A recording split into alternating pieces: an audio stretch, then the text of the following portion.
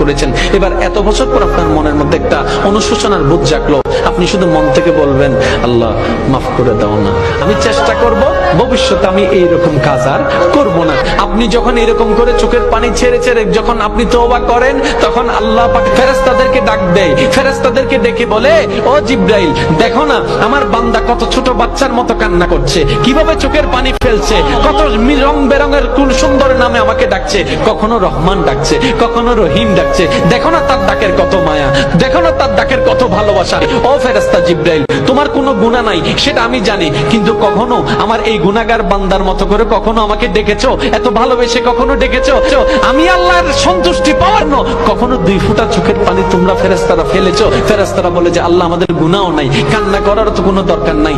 আল্লাহ পাক তখন বলে, এখন বুঝতে পারছো কেন আমি বান্দা সৃষ্টি করেছি? কারণ আমি চাই আমার বান্দা গুনাহ করলেও সে যেন বারবার আমার কাছেই আছে। বান্দারে, একবার শুধু তওবা কর মন থেকে, আমি তোর একটা তওবার কারণে 1000 গুনাহ মাফ করে দেব।